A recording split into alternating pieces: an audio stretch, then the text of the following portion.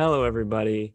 My name is Luke, and today I'm joined by Jonathan Jones. He is the admin of the Casual Experts Facebook group, as well as a correspondent for the Tribe of Nerds podcast. Great to be here. Thanks so much for having me. Yeah.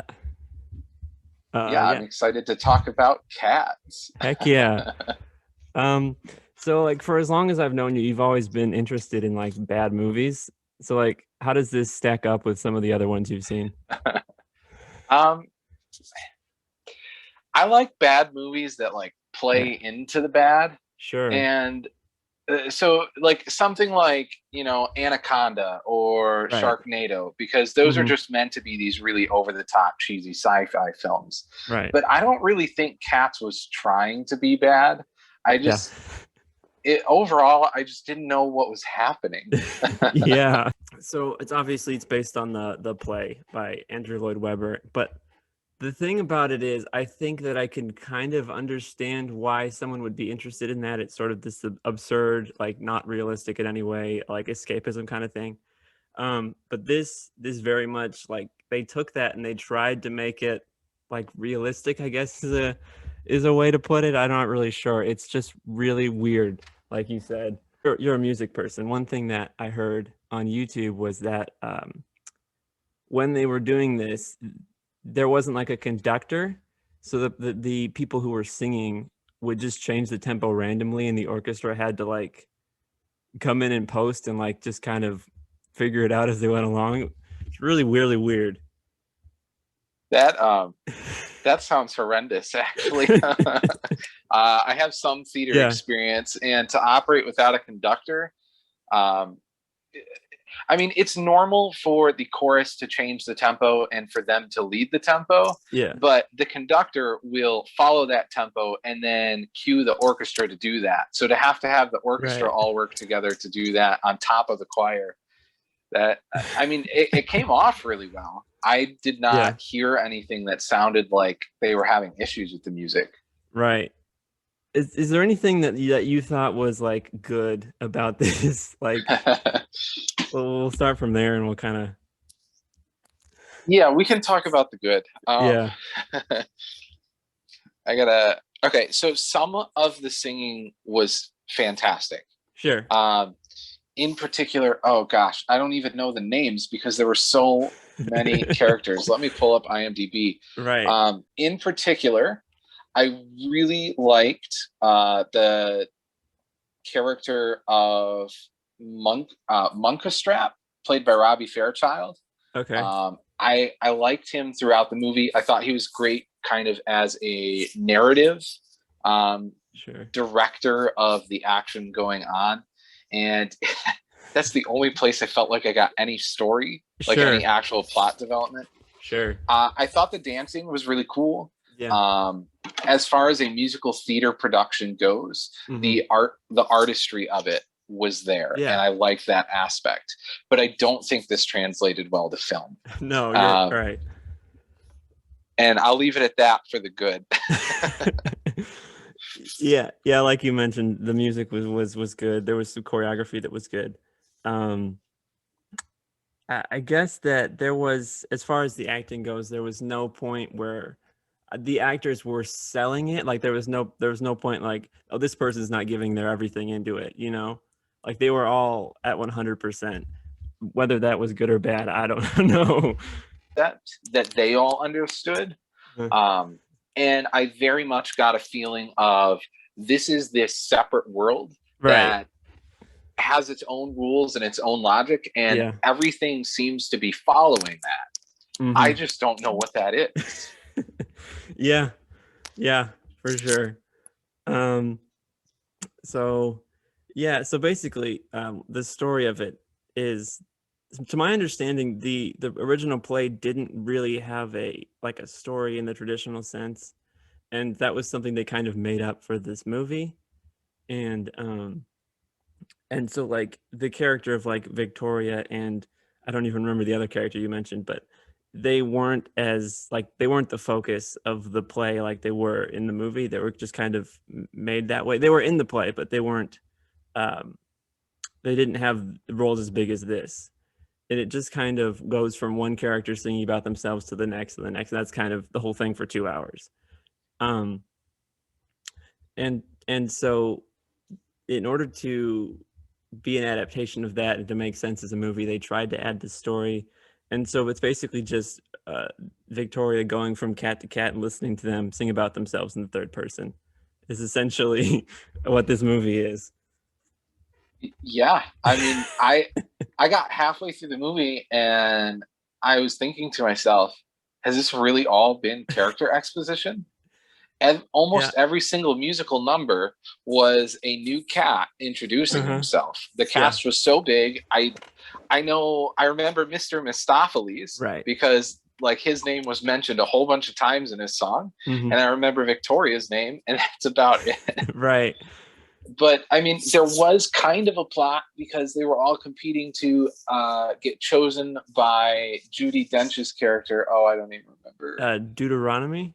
Yes, old Deuteronomy, to be selected to ascend to the Heaviside layer. And then we've got this villain played by Idris Elba, who, I don't know, like the only thing that really felt villainous about that character was his appearance. And he was making the other characters disappear, but he didn't feel like a threat.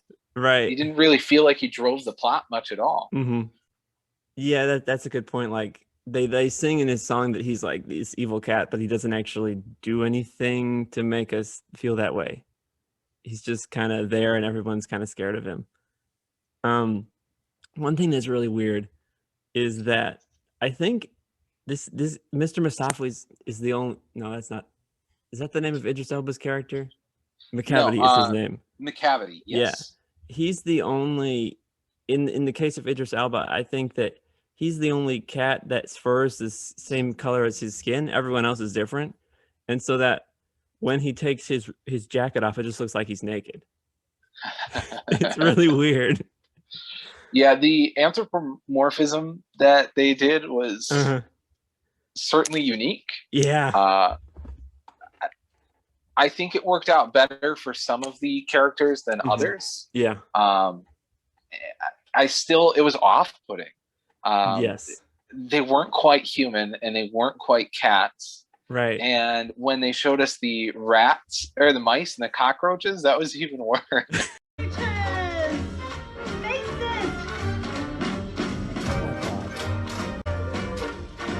Now for the icing on the cake. Why did you want another?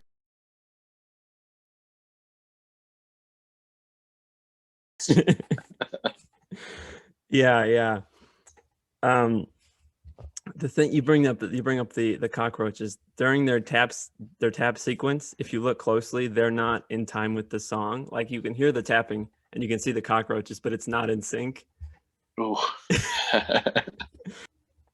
So I guess then let's just like, what is like the worst part about this for you? The worst part about it is not knowing what's going on. Sure. I like sitting through most stories, even if I don't really enjoy the story, because I can still get some entertainment value out of it. Right. But this was a movie that I wanted to fall asleep during because there was nothing to grab my attention. I mean, there was the music, which was kind of interesting. Right. And there was the dancing, which is also kind of interesting, but there's no actual story there. And it's not like it's a movie, but is it a movie? Right. Yeah, that was the first thing is when I was watching it, it wasn't like as awful as everyone says it was. It's not great. It was just really, really boring. Yeah. What about you? What do you think the worst part is? Like you mentioned, there was some of the characters, their faces looked weird, almost like deep faked. That's the best way I can put it. And there was like, obviously, like some of them were wearing like clothes and shoes and some weren't, and it was really weird. Like what's the deal with that? You had Grisabella was wearing this really, really like dirty jacket, and I was like, just like not wear that. I mean, I don't understand why you have to walk around like that. Um, yeah, and obviously there was like everyone points out the hands, how they're like part human and part cat.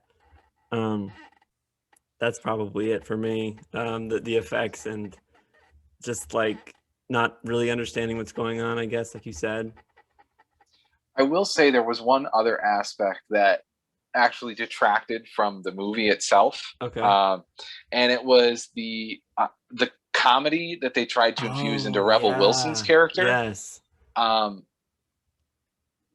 puns are fine. Yeah. But there were too many. And the slapstick comedy that they gave her character to with her falling over things, it just didn't feel like it fit here. That character could have been in a completely different movie. Right. And on top of that, they were like completely ending the songs just to cut to her, make some joke, and then go back to the song. It was really jarring the way they juxtaposed that. I did kind of like her like mini scene of I can dance like that, and then the music cut away to that. But yeah, I can dance how he dances too. Let me see. It's easy. Still cutting away from the other songs. Also to have like, what was the point of Jason Derulo's character? Because that was the song it happened during. Yeah. Rum Tum Tugger's scene just seemed strange. Yeah, because I think even the twin cats, I don't remember their names, but they kind of come back later on and towards the end a little bit. But I think he's the only one that isn't really mentioned again. Now that you bring it up. Seen.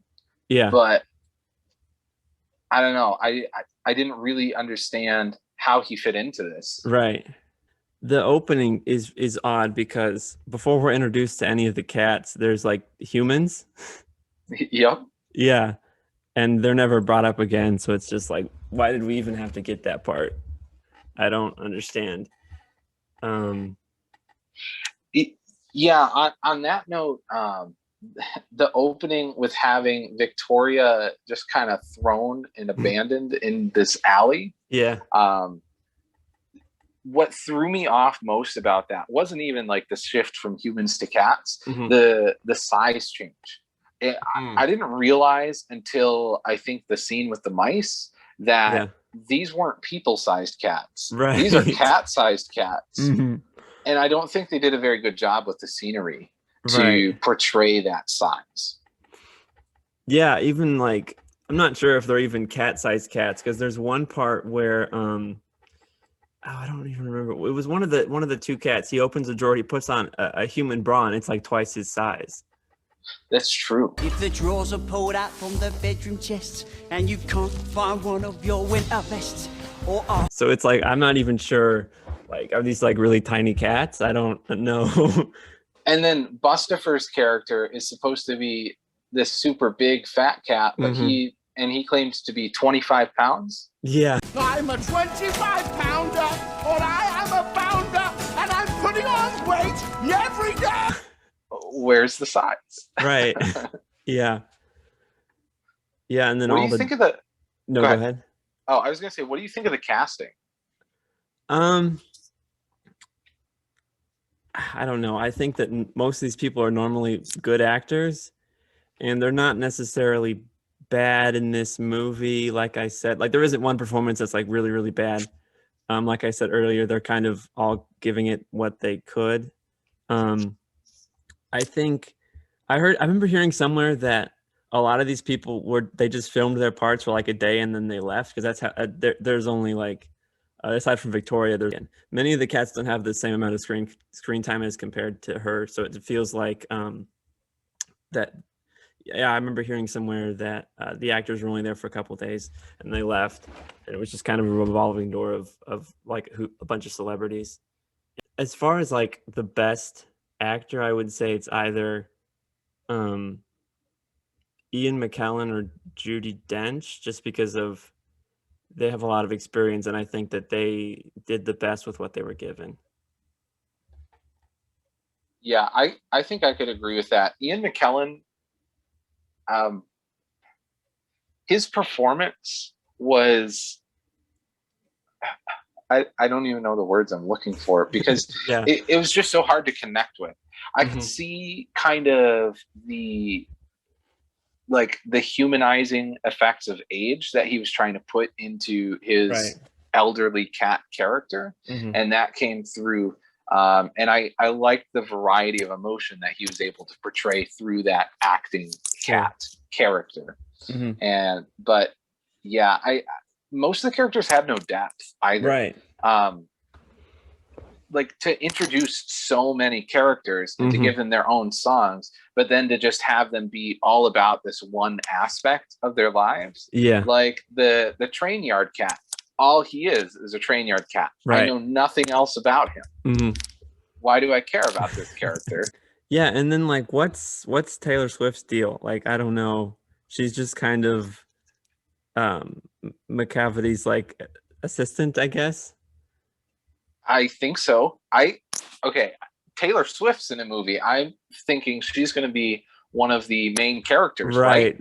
And then we Right. don't see her until like 30 minutes from the end. For a while, I thought even Victoria was Taylor Swift, but then Taylor Swift showed up, and I was like, "Oh wait, no, that's Taylor Swift." It's hard I to, thought the same thing. yeah, because they have kind of the same facial structure, especially with all the CGI. It's hard to tell. I'm looking at this movie on IMDb just so I can see actors and names, and Yeah. it has a 2.8 star rating. Yeah. That is that's impressive. Yes. I sent that one review to the group chat. I want to pull it up because it was very, very funny. This was a 10 out of 10 review. This is art. No, it's more than art. This is history, beauty, and everything a man or woman could want in a movie. Songs, cats, top hats. This is what Kubrick wishes he could have made. Tarantino wishes he could have made this fine piece of art. That's a real review that somebody wrote about this movie. It's so hard to tell if that is sarcasm or Right. authenticity. Like, Yeah. I do see some people genuinely liking this Sure. movie. Sure. It's just not my thing. Right. And I'm reading some of these other reviews on IMDb, and it's like, it's really not that bad once you close your eyes. You must never open them, though. Otherwise, you will never see your cat the same way again. Yeah. I just I don't understand how something like this was greenlit, because it takes a lot of people to make a movie, and like everyone at every level was okay with it, to at least enough to make it. Like it's Right. kind of baffling that this movie got made. Honestly, I think, not to focus on everything that's bad about it, I think the movie Right. has some potential Sure. if they could have given us more depth of character and more depth of plot. Mhm. Like, I really got this feeling that these cats had their own world. Right. And like, obviously they have this rules or this rule set surrounding old Deuteronomy, Mhm. but how did that come to be? Where does this character come from? Why are Right. they in charge of the cats? What's it like in the Heaviside place? Mhm. Right? I want more world building, or at least more character depth. Either of Right. those two things could have made this movie much better as a movie. Mhm. Even if they added some time to it, I wouldn't have minded. Yeah, for sure. 'Cause it's not even that long. It's only an hour 50 minutes. But like you mentioned, it's not that it's like bad. I mean, because the play is very popular. It's been running for like 20 something years. So there's definitely something there, but it kind of missed it. Like there's not, yeah, it's basically a music video, and there's not much else to it than that. Yeah, a 2-hour long music video. Right. Right. I really don't know what else to say about this movie. Yeah. I think if you're interested in sort of this fantastical Mhm. trip into the world of Jellicle cats, great. Right. Spend your time on it. Yeah. I would go the route of a free Hulu, free HBO Max subscription rather than paying $15 on other platforms, but Yeah. that's just my opinion. Yeah, for sure. So yeah, you wanted to plug the Tribe of Nerds podcast. So just kind of talk about that for a second. Yeah. So Jake Barucki runs the Tribe of Nerd podcast. Luke called me a correspondent, which I guess is a pretty accurate term. I've sat in on several episodes of it, but he and I and others have explored various fandoms. Right now we're on hiatus from an MCU rewatch. He and some other people are doing a bunch of Star Wars stuff. They've got a lot of content about that. He's doing a weekly recap of the WandaVision episodes, and he's also doing some Survivor content, which I know is one thing that he is quite knowledgeable about. If anyone's interested, you can find it on Anchor, on Spotify, or Apple Podcasts, and he'd love the support. Awesome. Yeah, I'll try to, if I remember to, I'll include the Spotify link in the description. Yeah, so thank you for joining me and talking about this very weird movie. And thanks for having me. Yeah, no problem. Peace out.